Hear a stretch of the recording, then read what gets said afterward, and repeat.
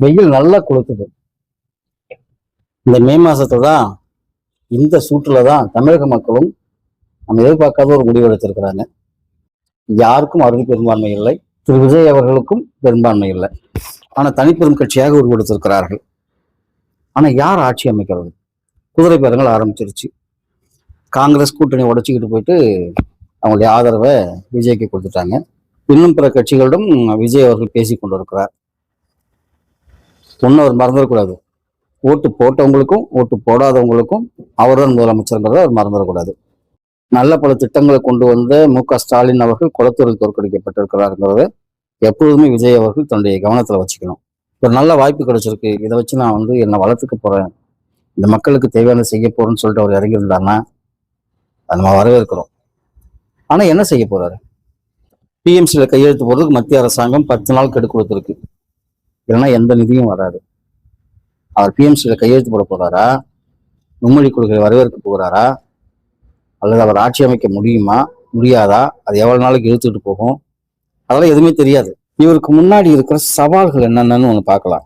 அதுக்குள்ளேயே அவங்க கட்சியில் ஜெயிச்ச எம்எல்ஏக்கள் பண்ற அட்ராசிட்டிலாம் பார்க்குறோம்.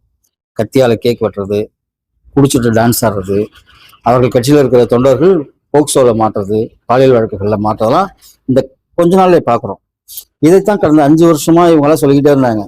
திமுக ஆட்சியில பெண்களுக்கு பாதுகாப்பு இல்லை, திமுக ஆட்சியில பெண்களுக்கு பாதுகாப்பு நம்ம சொல்லிக்கிட்டே இருந்தோம். இன்னைக்கு என்ன நடக்குது அப்படிங்கிறத பார்த்தோம்னா அதுதான் நடந்துட்டு இருக்கு. இப்போ எதிர்கட்சிகள் அதே கேள்வி கேட்பாங்க. தாவேக ஆட்சியில பெண்களுக்கு பாதுகாப்பு இல்லை, விஜய் அவர்கள் பெண்களை பாதுகாக்கல அப்படின்னு நேருக்கு நேரான குற்றச்சாட்டுகள் எதிர்கொள்ள வேண்டியதாக இருக்கும்.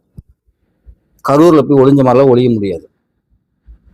அவங்க அந்த விஷயங்கள்ல பிறகு நம்ம பழி போட்ட மாதிரிலாம் இனிமேல் போட முடியாது. அடுத்தது நேராக பார்த்தோம்னாக்க திருப்பரங்குன்றம் நம்ம கண்ணுக்கு முன்னாடி இருக்கு. திருப்பரங்குன்றம் எம்எல்ஏ யாரு? அவரு ஆர்எஸ்எஸ்ல இருந்து வந்தவர். இன்னைக்கு என்ன செய்ய போறாரு? நாளைக்கு திருப்பரங்குன்றம் மலை மேல சர்ச்சைக்குரிய இடத்துல விளக்கு ஏற்றணும் அப்படின்னா திராவிட முன்னேற்ற கழகம் அதை தடுத்தது உறுதியாக. அன்றைக்கு விஜய் எந்த விதமான கருத்துக்களையும் கூறல. ஆனால் இனிமேல் கருத்து கூறாம இருக்க முடியுமா? கண்டிப்பா முடியாது. அப்ப ஏதாவது ஒரு முடிவு எடுத்தே ஆகணும், இங்கே இல்லை அங்க. அப்ப யாராவது பகச்சே ஆகணும். நான் முடியாது, நான் தப்பிச்சு போறவங்களெல்லாம் இந்த மௌன சாமியார்கள் எல்லாம் பார்க்கவே முடியாது.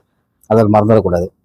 அதே மாதிரி போன கிறிஸ்துமஸ்க்கு 2025 கிறிஸ்துமஸ்க்கு இந்தியா முழுக்க கிறிஸ்தவர்கள் மீது மிக கடுமையான தாக்குதல் நடக்க ஆரம்பிச்சது. விஜய் அப்ப கிறிஸ்துமஸ் கொண்டாடினாரு. ஆனால் ஒரு சின்ன கண்டனம் கூட அவர் எடுத்து வைக்கல. ஆனால் அவர் முதலமைச்சராக பதவியேற்று கொண்டு விட்டால் எதுக்கும் அவர் வாய மூடி மௌனமா இருக்க முடியாது. இருக்கின்ற பல விடயங்களுக்கு அவர் பதில் சொல்லியே ஆகணும். வேங்க வயல திமுக அரசு கண்டுபிடிக்கிறேன்னு சொன்னா சரி, நம்ம ஏத்துக்குருவோம். அங்க இருக்க மக்கள் மேலேயே திருப்பிட்டு குற்றம் சாட்டு சொன்னாங்கிறத நம்ம ஏத்துக்குருவோம். ஆனா அந்த வேங்க வயலுக்கான ஒரு முடிவையும் கண்டுபிடிக்க வேண்டிய இடத்துல திரு விஜய் அவர்கள் இருக்கிறார். ஏன்னு பாத்தீங்கன்னா மிக அதிகமான தனித்தொகுதிகளை தாவேகா தான் ஜெயிச்சிருக்கு. அப்படின்னா தாழ்த்தப்பட்ட மக்களும் பிற்படுத்தப்பட்ட மக்களும் நம்பி இருக்கிறார்கள். அதே நேரத்தில் சில மாவட்டங்கள்ல தாவேகாவால் நுழைய முடியலைங்கிறது நம்ம மறுக்கிறதுக்குள்ள. விஜய் அலை விஜய் அலை விஜய் அலைங்கிறாங்க. இதுல விஜய் அலை எதுவும் இருக்கிறதா தெரியல. தெரிஞ்சது ஒருவேளை விஜய் அலை இருந்திருந்தால் அவரு எல்லா தொகுதியும் ஜெயிச்சிருந்திருக்கணும், ஒரு மெஜாரிட்டி அவருக்கு கிடைச்சிருந்திருக்கணும். கிடைக்கல. பாண்டிச்சேரி நாங்க ஒண்ணுதான் ஜெயிச்சாங்க, மற்றதெல்லாம் பிஜேபி தான் ஜெயிச்சாங்க.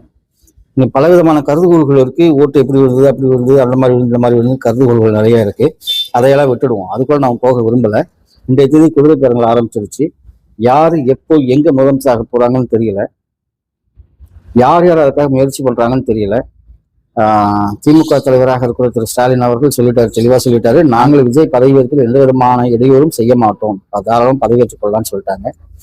அஇஅதிமுக பக்கம் கூட்டணிக்கான பேச்சுவார்த்தைகள் நடந்து கொண்டிருக்கிறது. யாரை ஆதரிக்கிறது, யாரை ஆதரிக்க கூடாது நடந்துகிட்டு இருக்கு. அங்குமே விஜய்க்கு ஆதரவு அளிக்க கூடாதுங்கிற ஒரு கருதுகோள் உருவாகி இருக்கிறது. இது எங்க போய் நிற்கும்? எந்த வகையில் அவர் ஆட்சி அமைக்க போறாரு? மெஜாரிட்டிக்கு தேவையான 119 எண்ணிக்கை எப்படி அவர் காமிக்க போறாரு? புரியாத ஒரு புதிராகத்தானே இருக்கிறது. இந்த நிலையில அவருக்கு 2 நாளா கொடுத்திருந்த கான்வாயும் வாபஸ் பண்ணியிருக்காங்க. இதுக்கு அவருக்கு கொடுக்காமலே இருந்திருக்கலாம். சரி, ரைட்டு. முதலமைச்சராக அவர் பதவியேற்க நம்ம வாழ்த்துக்கிறோம். சட்டப்படி பார்த்தா திரு விஜய் அவர்கள் பதவியேற்பதற்கு முன்பு அவருடைய மெஜாரிட்டி நிரூபிக்கணுங்கிற அவசியம் கிடையாது. அதற்கான ஒரு காலக்கெடு இருக்கு. அந்த காலக்கெடுக்குள்ள நம்பிக்கை வாக்கெடுப்பு தனக்கான மெஜாரிட்டி இருக்கும்போது அவர் நிரூபிச்சிருக்கணும். ஆனாலும் மத்திய அரசுடைய ஆட்டத்தை ஆரம்பிச்சிட்டாங்க.